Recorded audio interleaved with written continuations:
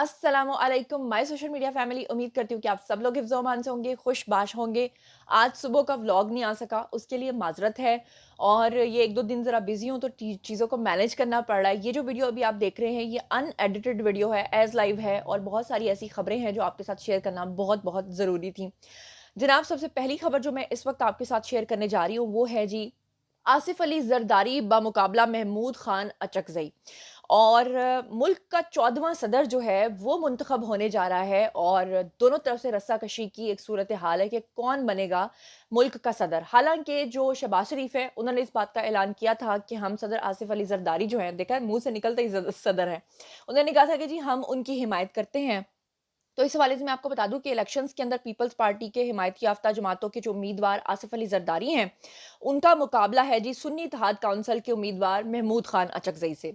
9 मार्च को होने वाले सदारती इंतखाब के अंदर चारों सूबों की जो असम्बलियां हैं, उसके जो सेनेट और कौमी असम्बली के अरकान हैं, वो मुल्क के अंदर नए सदर का चुनाव करने जा रहे हैं। आइन के तहत जो है सदारती इलेक्शन के लिए chief election commissioner returning officer होंगे और मुल्क और सूबाई असम्बलियों में सुबह 10 बजे से लेकर शाम 4 बजे तक जो है ये पोलिंग जारी रहेगी। बैलेट पेपर्स पर वोटर पसंद के उम्मीदवार के नाम के सामने जो है खसूसी पैनल से क्रॉस लगवाएंगे और सदर का इंतखाब जो है वो इलेक्टोरल कॉलेज जो है उसके ज़रिए मुल्क में लाया जाएगा। अब आपको बता दूं कि इसके तहत जो अरकान कौमी असम्बली, सेनेट और बलूचिस्तान असम्बली के वोटर्स हैं, उनका एक ही वोट जो है वो शुमार होता है। और पंजाब, सिंध और खैबर पख्तूनख्वा असम्बली के अंदर उम्मीदवार को मिलने वाले वोटों को मुल्क की सबसे छोटी यानी बलूचिस्तान असम्बली के कुल वोटर से ज़रब देकर मुतल्लिका असम्बली के टोटल वोटर से तकसीम कर दिया जाए, तो जवाब में आने वाला जो अदद होता है वो उम्मीदवार के वोट जो हैं वो तस्वुर होते हैं। और इस तरह से दरअसल वो सदर का इंतखाब जो है वो करते हैं।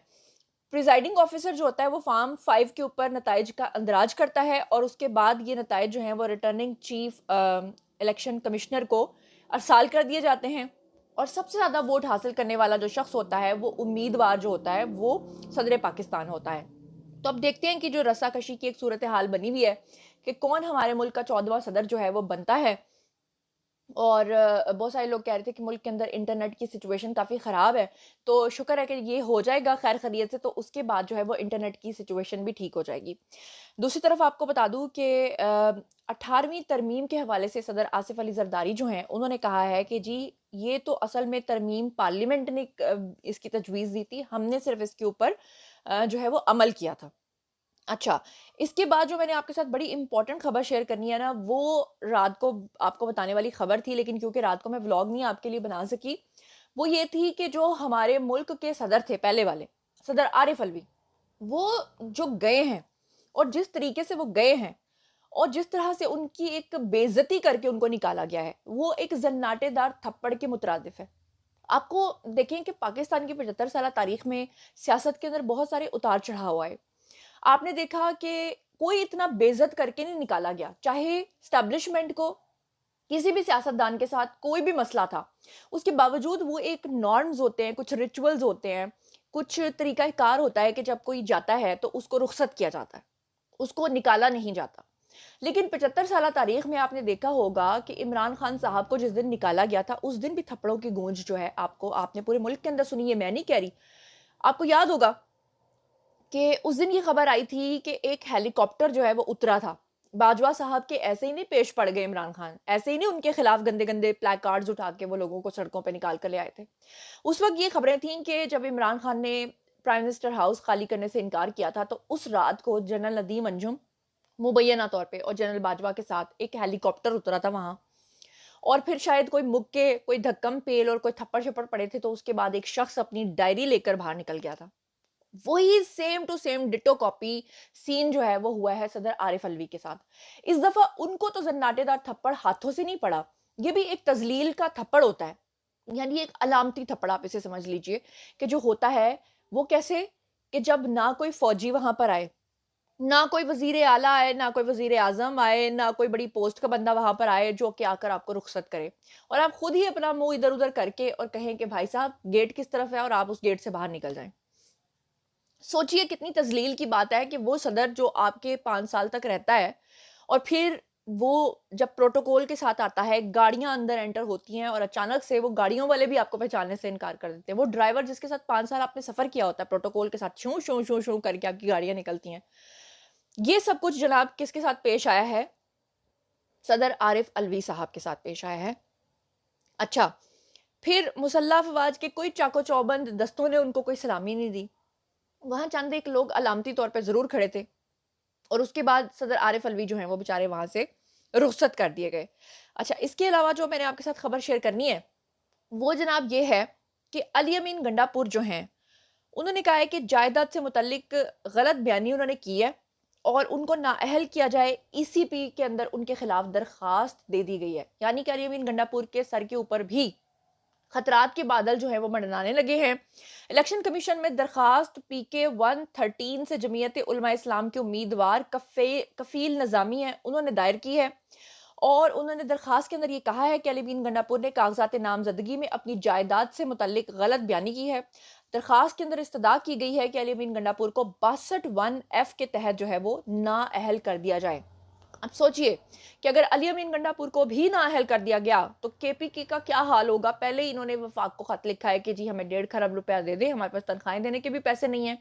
फिर मरियम नवाज ने जो राशन बांटना शुरू किया है 75 लाख खानदानों में, उनके ऊपर तनकीद करना शुरू कर दी और बाद में उन्हीं से जो है वो पैसे मांग के कह रहे हैं सानू भी दो जी, असी भी केपीके के अंदर जो है राशन बढ़ाएंगे। तो मतलब इसे कहते हैं थूक के चाटना। दूसरी तरफ मैं आपको एक और खबर दे दूं और वो है जी, आपको पता है जुल्फ़िकार अली भुट्टो साहब के हवाले से कि जब सुप्रीम कोर्ट ने अपना फैसला सुनाया तो बिलावल जो हैं वो आप दीदा भी हो गए थे। पंजाब बलूचिस्तान और सेनेट ने जुल्फ़िकार अली भुट्टो को अब फाइनली कौमी हीरो करार देने की जो करारदादें हैं उसको मंजूर कर लिया है।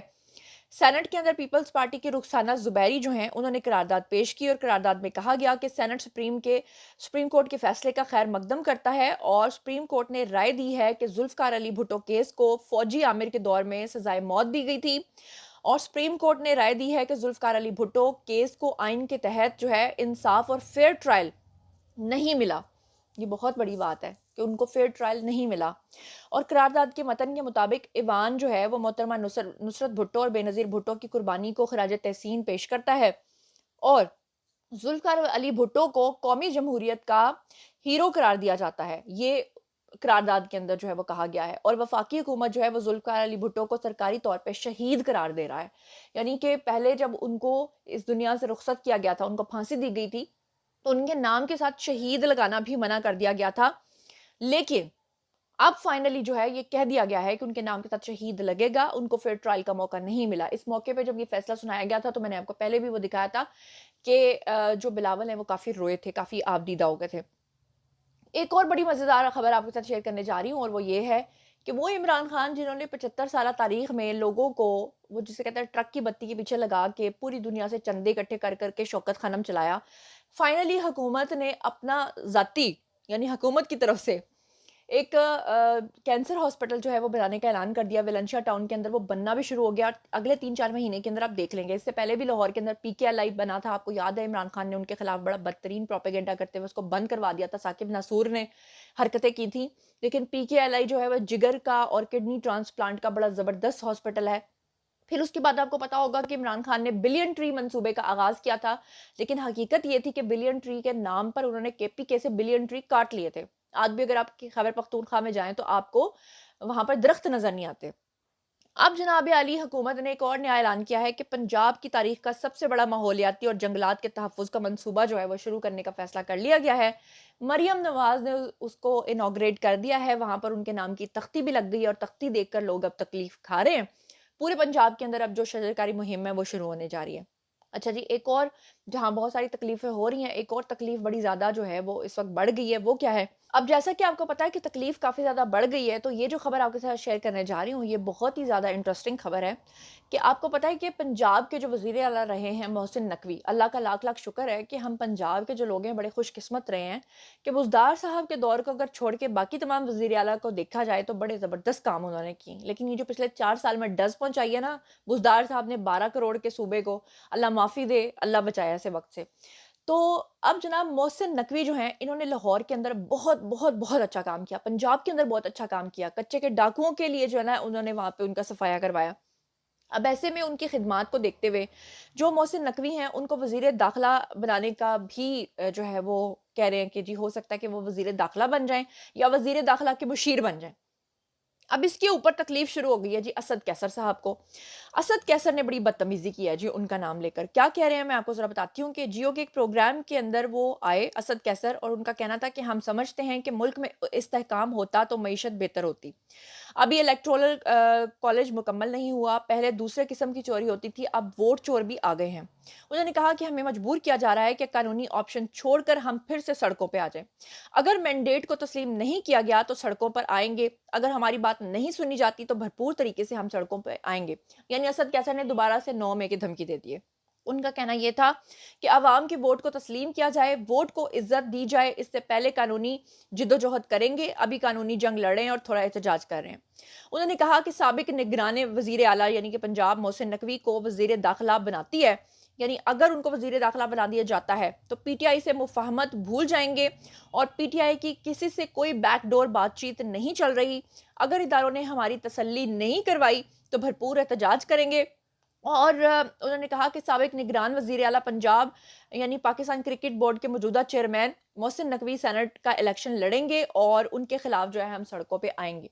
अब वो कह रहे हैं जी हमारी तसल्ली करवाई जाए। अब ये तो मुझे नहीं पता कि उनकी तसल्ली कैसे होगी और किस तसल्ली से वो खुश होंगे, लेकिन जो उन्होंने वज़ीर दाखिला को धमकियाँ दी हैं, तो अल्लाह ताला ही उनको जो है वो इस चीज़ से बचाए। जनाब जी क्या कह सकते हैं? अच्छा, इसके अलावा एक और ख़बर आपके साथ शेयर करने जा रही हूँ और वो ख़बर है जी मुज़ाहिर नकवी के हवाले से। जो जज नकवी हैं उन्होंने चौधरी शहबाज केस में जानते-बूझते हुए कम उम्र बच्चों को जायदाद से महरूम किया, उनके ऊपर ये इल्ज़ाम भी साबित हो गया है। जुडिशल काउंसिल ने जनाब जी ऐलान किया है, इसकी थोड़ी-सी तफ़सीलात हैं जी वो सुन लें।